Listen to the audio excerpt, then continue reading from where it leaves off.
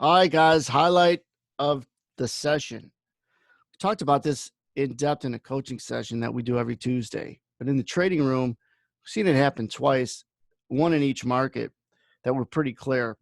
We talk about it as leaving a tip, and I don't mean at a restaurant. When the market leaves a tip with respect to a move that gets rejected really quick. Now, it's easy to see after the fact, like everything else is, but can you notice it right as it's happening, like in this area, instead of way down in here or down here? After the market's already come off, it's kind of too late. If a fifth grader could read it, then most of the rest of the world could read it. A fifth grader isn't good at reading it in here. In fact, a fifth grader is still looking to buy this thing because it's been, oh, look how strong it was, mommy. So they're still trying to look to buy it. And if you could just for a second scratch your head and say, that seems like rejection. That seems like I know she doesn't like me because she slapped me in the face. So maybe I'm going to move on from being bullish to maybe bearish. And that happened for us in real time in there, going back to look at what had happened. A long up bar, long down bar after highs, and it could be, some downside rejection. It doesn't mean that it's down forever and changes the whole context of the day. And that's what I think where a lot of people struggle is they got to predict this giant move that's going to happen for the next 5 hours, 6 hours is going to continue in that direction. Markets don't move that way. They get weak for a while, then they get strong for a while, then they get weak for a while. Sometimes they get both, and then they get choppy for a while. They do everything to make it difficult for people to stay on the boat.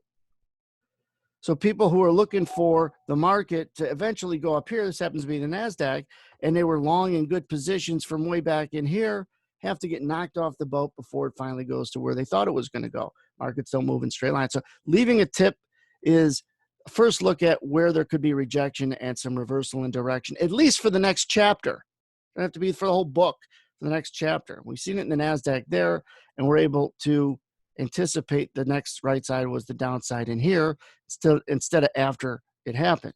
And we also seen it on the flip side in the S&P minis right here.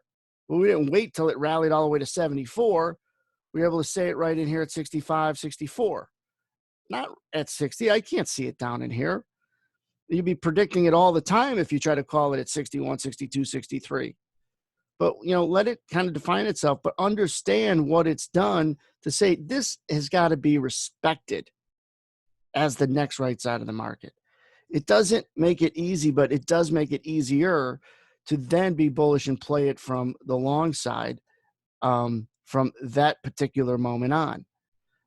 Makes it easier. And that's all we're trying to do is make things easier. If you try to make things super easy, you're going to be in trouble because you're going to look for a high level of exactness. You're not going to find it.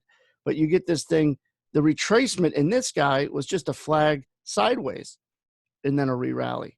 And guess what? It rejects in here, but it wasn't clean. I didn't call it in here at this particular move for this direction lower. So you're not going to be able to call every one of them.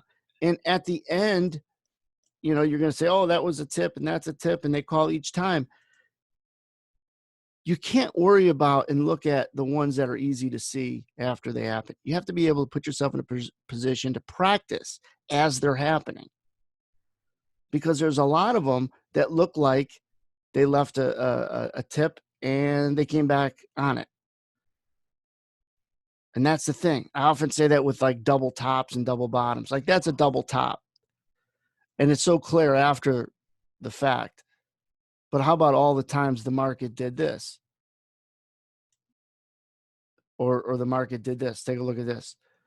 Well, double top. And it's not. You don't look at that as a failure of a double top. You just don't notice it. You only notice the ones that work. So you got to get good at not noticing what worked after the fact, but inside here, can you look over your shoulder and see that and predict this is the next right side? And then your prediction being accurate, it doesn't feel like a good guess. You knew if you cut it at 31 1/4 inches, it was going to fit into that slot. You were going to nail it down. And it was going to look like a railing if you're a carpenter, and I'm not. So get good at reading the real time because most people stink at it.